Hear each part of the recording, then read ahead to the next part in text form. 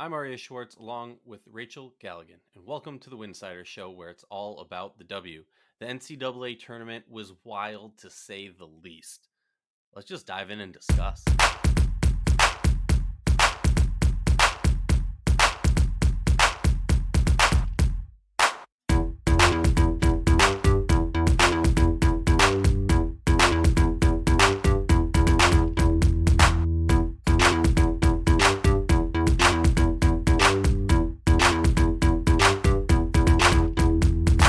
If you like our show, please consider joining our Patreon community, patreon.com/Winsidr. That's patreon.com/Winsidr. For less than a cup of coffee a month, you can directly show support for the hard work we do covering the W. And don't forget, our amazing staff has written content over at winsidr.com. That's winsidr.com. If you're looking for a fun new way to enjoy the W, join Winsidr on Playback. It's a creative new way. There's a fun community.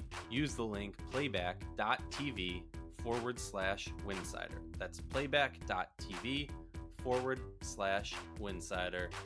It's a fun way that you don't want to miss. And we're back on the Winsidr Show. The women's tournament not only stole the eyes, the attention of America, but also the headlines, Rachel. Overall, we're gonna, obviously we could talk about this for hours. You were there. Obviously, I was not. Well, not obviously. I was not there. You were there. We have different perspectives, as always. But also, I was sitting on a couch. You were sitting in some probably really uncomfortable plastic seats. What's your reaction to the hoopla? I mean, I don't know. Where do you want to start? It's a lot. I was flying back yesterday, and I was kind of just like, man, it's so. Anyone who's ever done a Final Four, whether you're a coach, whether you're, a media member, a fan, I think I speak for everybody when I say it's so much fun. It's so much stimulus. There's a lot going on, and it can be a lot.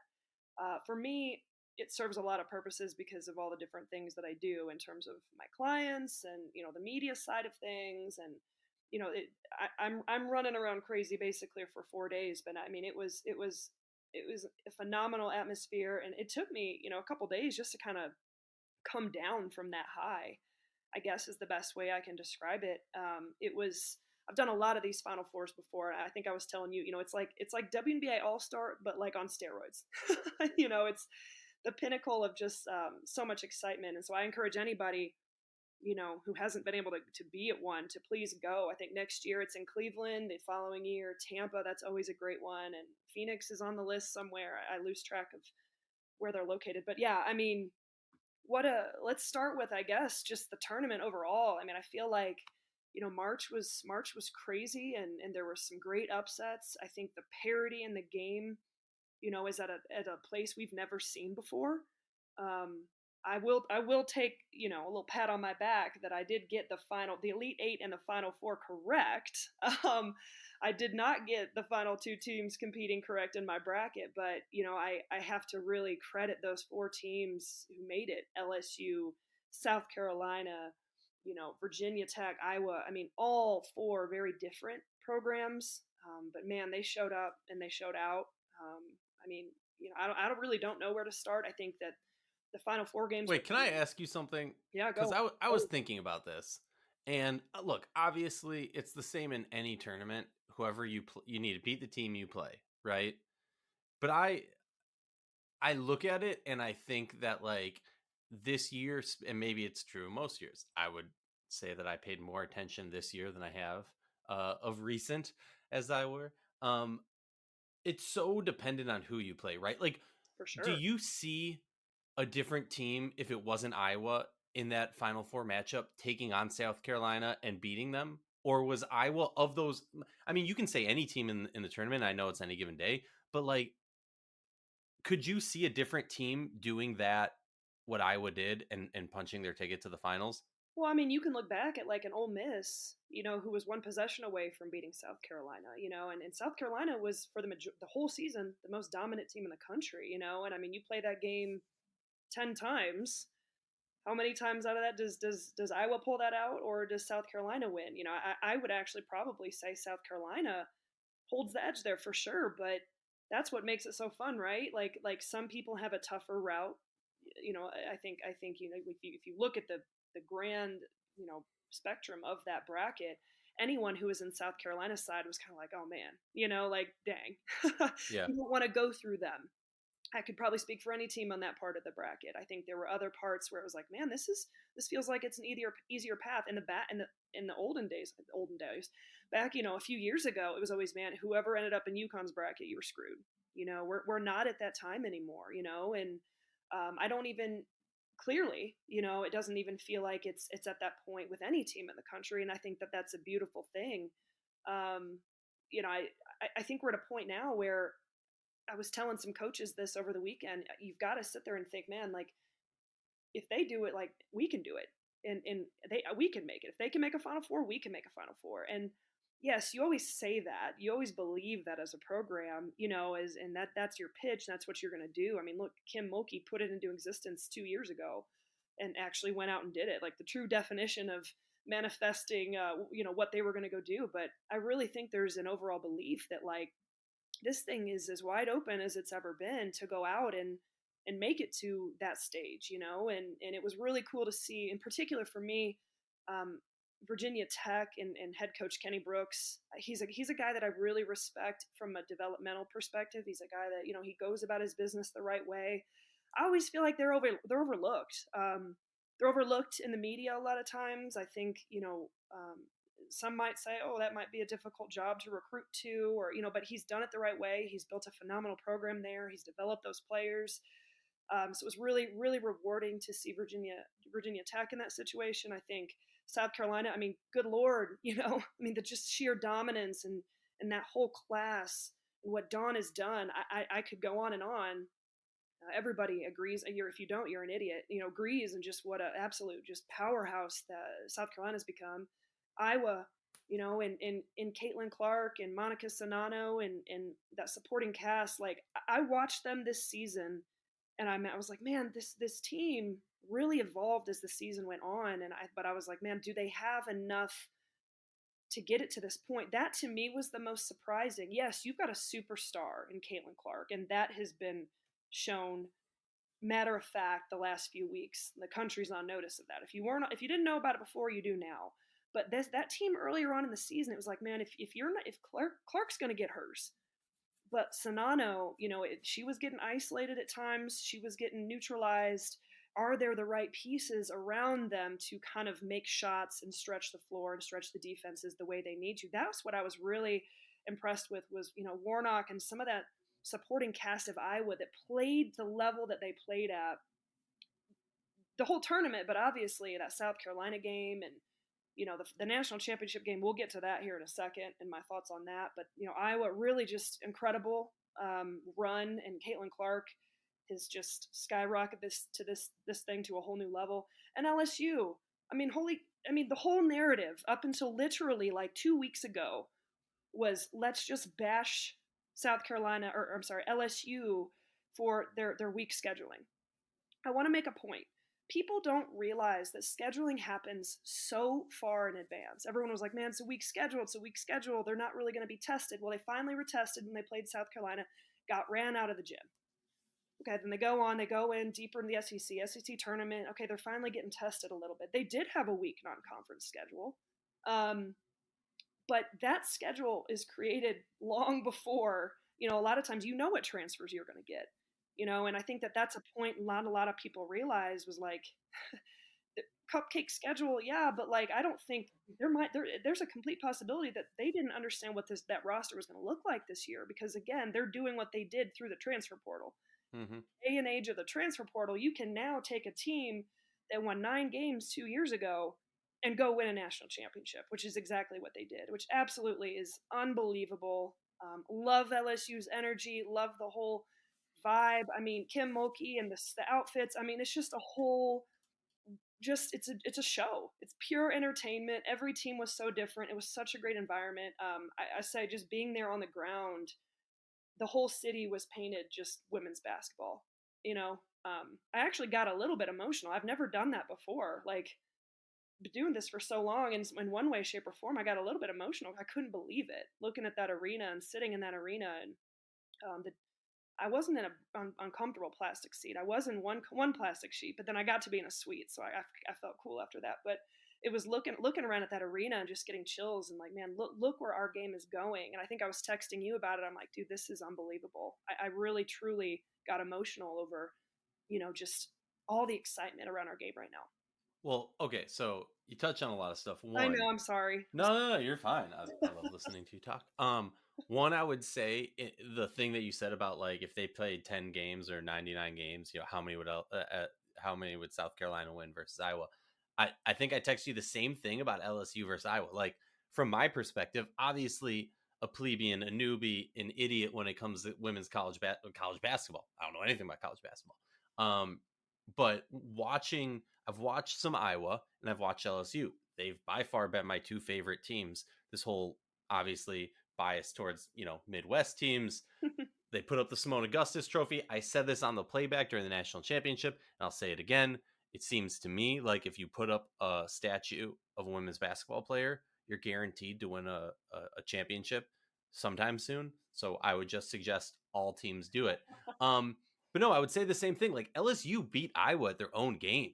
I mean, Carson going, what was it, 6 for 6, 5 for 5 from the 3-point line to start the game. Just that heat check to end the half. I mean, just an insane showing from LSU. And obviously, like, look, we can't not talk about the refs just sucking. Like there's no two ways about it. Just they sucked. No one's coming to see the refs blow the whistle 45 times. Man. They set a NCAA record for the most foul calls in a game, and like I think it was like 10 more than the last one. Right? It just insulting to the players and to the fans Whew. and to the sport, in my opinion. And to see like so many former refs, current refs, whatever you want to call it, coming out and saying like, yeah, that was a poorly called game. Like personally, I haven't seen much like that. This was just. Are we going to talk about the smack talk? We have to. Okay, let me just say this. Let me be abundantly clear. I don't know why we're talking about it because, like, from my perspective, first of all, talking to everyone, everybody continuously tells me how much more smack talk is in the college game than in the W. And when you watch Caitlin Clark play, I know a lot of people say Diana Taurasi vibes, right? Cool. Here's my thing. I'm all for the smack talk. It's the mental aspect of the game, right? Even the field, in whatever way you can. Find a way to win. Enjoy the game. Celebrate it. One, I think, let's not blame these women because you don't blame someone like they didn't invent the wheel. They're just driving in the car, right? How many times on Sports Center, on ESPN, on every single local TV channel, news channel, are they celebrating Steph Curry for doing the sleep or some other For men's sure. basketball player for doing horrible things? I mean, I watch the Vikings, right? Justin Jefferson is a player who's known for doing the gritty. A player when the Vikings lost in the playoffs did the gritty right in front of him after tackling him and force it. Like this is whether or not I like it, it doesn't matter, right? Because like this is what sports is, and if we're going to not shame and write negative headlines about the men athletes who are doing it, then why are we doing it for the women? Now, that said, I will say I think there is a slight twist of the narrative. Like to me, again, I don't think we should be talking about it. To me, if you're comparing what Caitlin Clark did with the You Can't See Me versus Angel Reese, by the way, if anybody knows anything, Angel Reese is my favorite player in college right now because she blocked a shot with her shoe in her hand. Would have been cooler if she used the shoe to block her shot. Whatever. It's still my favorite. I need to get a poster of it. It is the single favorite greatest moment in college basketball history, in my opinion. Wow. Forget everything else. That's a bold statement. Yeah. Oh, yeah. I'm going to piss some people off with that one. It's the greatest thing ever. But my thing is the Angel Reese following Caitlin Clark around doing the You Can't See Me is different than doing it one time and walking away. Do I think that Angel Reese should be shamed for it? No. If you win the ring, do whatever the hell you want. You know, like that's just my take. Do I think that there's a difference? Yes. Do I think either of them should be shamed or there should be any more discussion on it? No, because I think it's Yeah. excuse my language. Yeah. It's bullshit. Yeah. I mean, what was it? Caitlin Clark went out today and was like, "Yeah, I don't think she should be criticized." Like, Yeah. And if anyone can take it as much as she can dish it, it's going to be Caitlin Clark. Well, that too, right? That's the aspect people aren't talking 'Cause about, that's right? what It's high it's not level, just yeah, it's not just that Clark did it, right? It's right. the fact that Clark does stuff like that, and in the same way that Angel Reese does stuff like that. I would expect if I'm about to play a player who does some smack talk, who does some sellies, cool. But if I'm winning, I'm gonna do them in your face. I think it's great. I think it's great. I think you've got a lot of people out there who have not talked about women's basketball, and it's gotten their attention. It's one thing or Hmm. another has it's gotten people's attention. Whether it's Hmm. Caitlin Clark, whether it's Angel Reese, whether it's you know Virginia Tech, whatever it is, in this moment in time, people are talking, and it's a beautiful show. It was a there's the drama, right? No matter who you are, you have a hero, you have a villain. This is what I told you the other day. Hmm. You got a hero, you got a villain. People are have their opinion, whether that's right, wrong, or indifferent, whether that agrees or disagree. That's the beauty in the game. That's what it's about, you know. So all these people out here who want to criticize or have their opinion, I don't agree with any of it. I love it because I know a player like Caitlin Clark is probably like, she's going to take that and she's going to use that as motivation, to drive her through the rest of this off season and into next year. And like that's what high level competitors do. Again, these things we've seen it in professional sports at the highest level, any sport, not even not professional, for forever. I think it's a wonderful thing. I think the criticism and allowing women to express themselves and show emotion and just it's just to me it's crazy to me when people think that they can like police that. It's absolutely crazy to me. So when it comes to that stuff, I thought it was, you know what, you just won a national championship. You know, talk your talk, do what you got to do, celebrate the way you want to celebrate. Let these women be their true, authentic selves. And really the high level elite competitors, like it might get under your skin, and you're like, damn, I'm hurting in this moment, but like, in another way, you'd be doing it your own way if the roles were reversed. So Exactly. yeah, I mean, in terms of the smack talk stuff, I mean, I haven't really. I mean, I see the talk about it, but I haven't really like. I think it's just silly, to be honest. It's just ridiculous. Like, here's the thing: we want more fans, What and you know what? exactly? And this is what I'll say. Right? A lot of people, um, heck, people on the Winsidr staff disagree with me on this, and that's fine. The whole point of like, in my perspective at least, is in women's basketball. Often, we have a lot of copycatters in the sense of like one person puts out an opinion, a mock draft, a take, or whatever, and a lot of people either you just get roasted or it's the herds align behind you and everyone lines up behind you. And to me, like part of Winsidr is also just to like grow conversation, have debates, have arguments because we need different perspectives, we need different voices. I think it just helps grow the game. Yeah. For So me, what? like what? No, no, go ahead. Sorry, finish your Oh thought. no, I was just gonna say like a lot of people are frustrated with these idiots who have never watched women's basketball before. They see Caitlin Clark, dropping a 40 stack back to back games, a 40 triple double, cool. And now they're like, she's the greatest player of all time. Do I think you're an idiot for saying that after she's playing against college competition? Yes. But you know what? You know And what? that's Welcome them to this community and welcome them to this game. And and shame you know on you if you what? don't. Shame on you if you don't. Exactly. We want more fans. We shouldn't be gatekeeping. And furthermore, that's how fandom starts. Hmm. I like That's how you got sucked in, Simone Augustus. exactly. That's how I got sucked in. And now we have a freaking website and a podcast and we're doing stuff that no one's ever done before. Like to me, it's just like I don't judge you on what got you in the door. I judge you how you behave after you're in the door. And right now, all those people, I view them as like they just walked in the bar and they're looking around. Totally, totally. And I cannot tell you the amount of. I was sitting there watching the Final Four games, and I'm getting all these text messages, and it just made me laugh. I actually tweeted something like to everyone texting me, "Yes, I'm watching. I'm here." But it was funny because I'm talking about like my sister, my fiance, my distant cousin, my friend who lives across the country in South Carolina. Someone's mom from high school hit me up. Oh my gosh, Rachel, do you see this? Do you see this player? What's going on? This is so cool. They have no idea, what's going on, but they're so excited. I've poured my heart and soul into this game since the moment I had a chance to.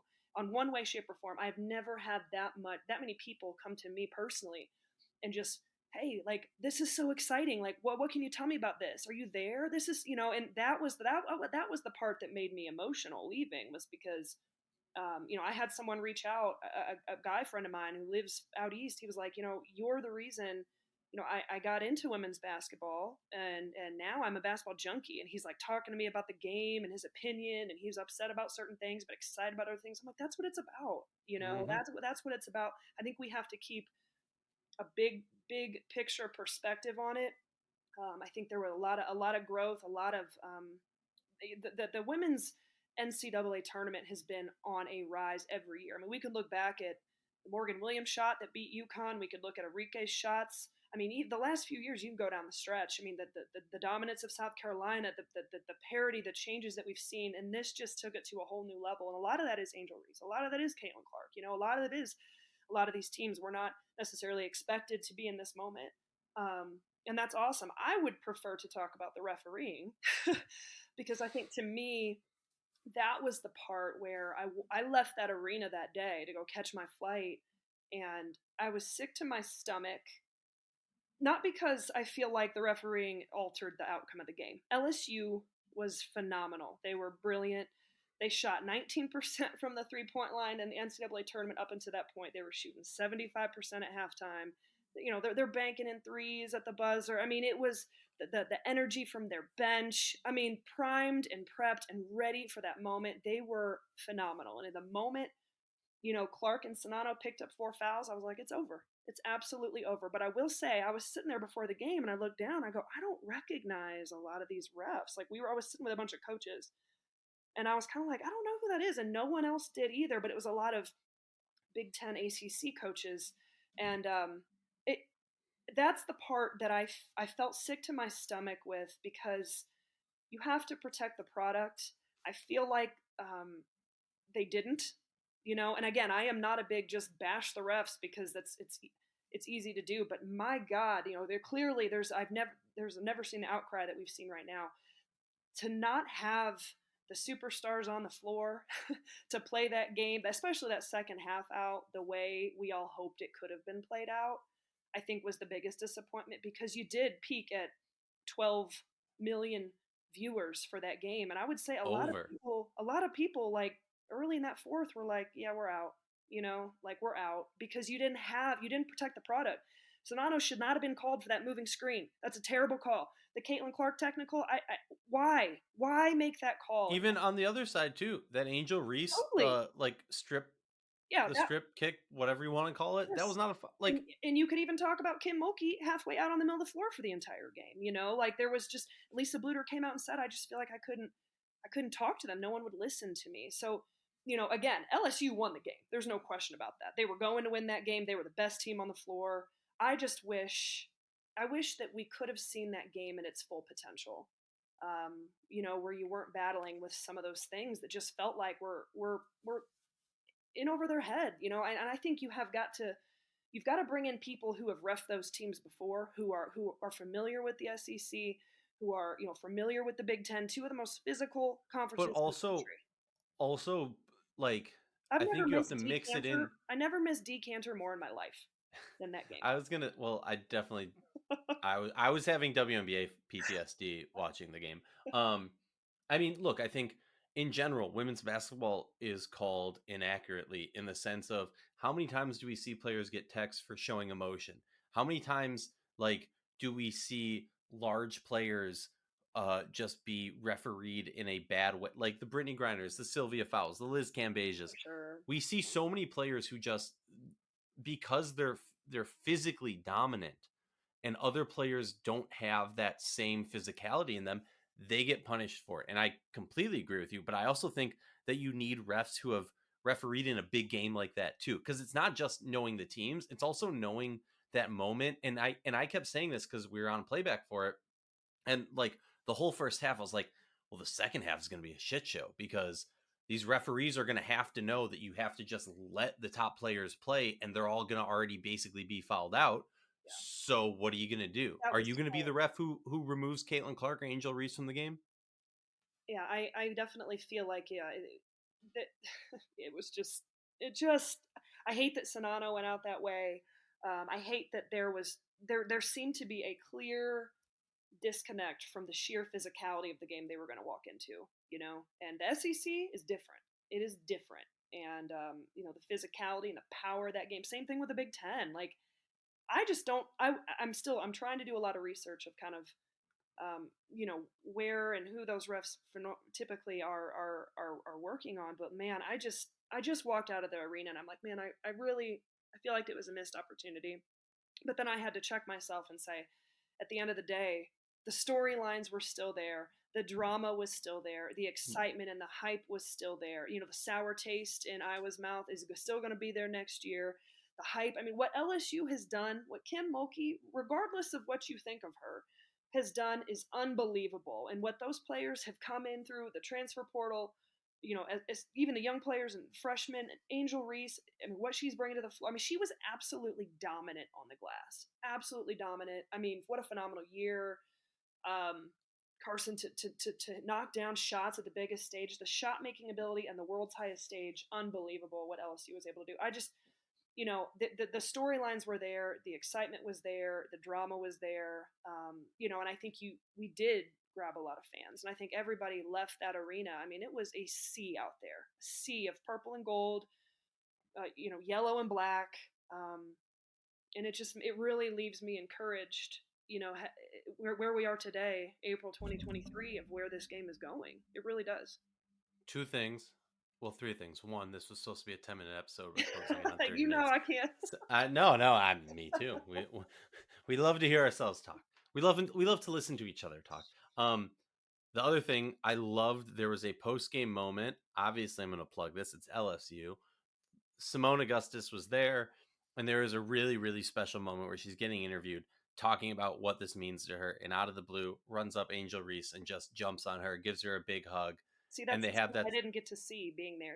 Like that's They had a really, really special moment. Angel Reese kept saying, "This is for you. You laid the groundwork. I wow, did this for you." wow. And to see that, and to see Simone get so emotional because, and Simone said it, and I'll just, give a rough quote of what she said, which was like, for her in her moment, right? She won the national championship.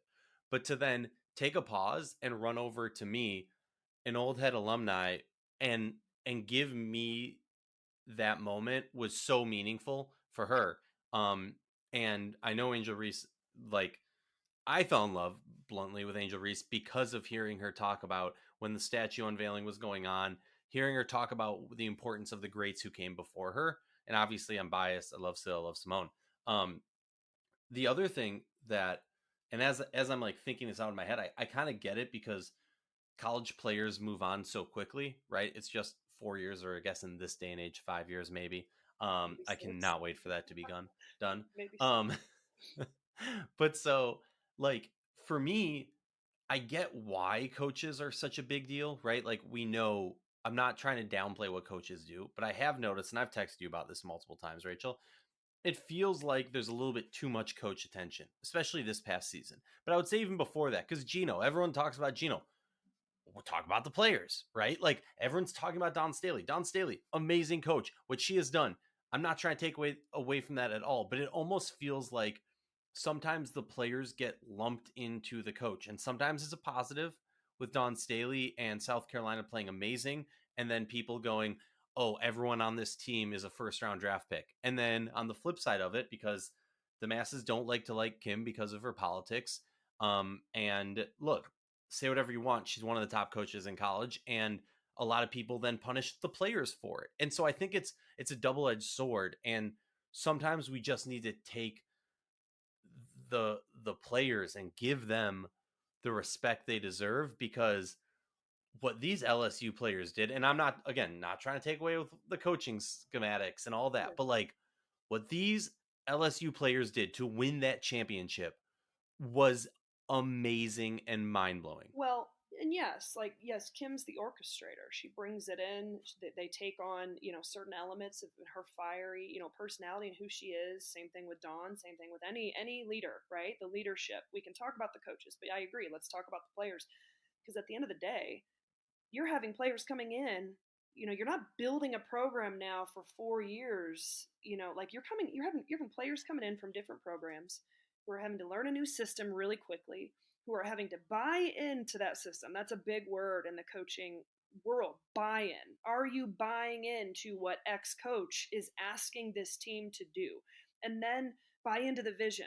Buy into that edge. Buy into that characteristics and aura that they're asking this team to adopt, and then go out on the court together and execute in the way that you're being asked to. Not one coach has ever hit a shot to win a game. Not one coach has ever gone out there and made a huge defensive stop or anything like that. So like, yes, I mean, it's really remarkable to me to see what LSU in particular. I mean, really, and I could talk about any team in the country, anyone in that NCAA tournament. I could say this, but to go out there and to buy into what their coaches are asking them to do, to buy into each other, to trust each other, to build that chemistry, to do it the right way, invest in each other, and make those plays, make those shots at such a high level, and yeah, like they're the ones out there doing it. They should get way more praise than what they get a lot of times as a collective whole.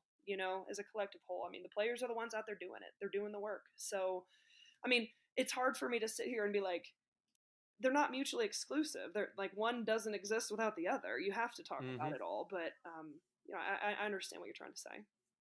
You get me. I get Well, I get it. thanks for this chat. Got a cool new episode drop in. I do want to give a quick shout out. I feel like being there on the ground, there was a really good job by the Dallas Wings in particular for embracing the fact that their host city was holding a Final Four. They had a really nice event where they invited a lot of really cool people, I was so a mad I lot of couldn't go. players, a lot of other WNBA teams and coaches and GMs. And I mean, I just think as a whole, not even just the party they held, but just as a whole, I think Dallas did a really good job of embracing the Final Four and being present at the Final Four. And again, like we talk about these moments and bridging the gap between the collegiate game and the women in the WNBA, and I thought they did a phenomenal job with that.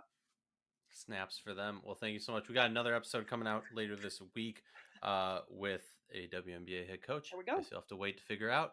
Maybe Rachel will drop one of her emoji hints. I haven't done those in a while. Maybe. Well, all right, Rachel, we'll chat. Always good.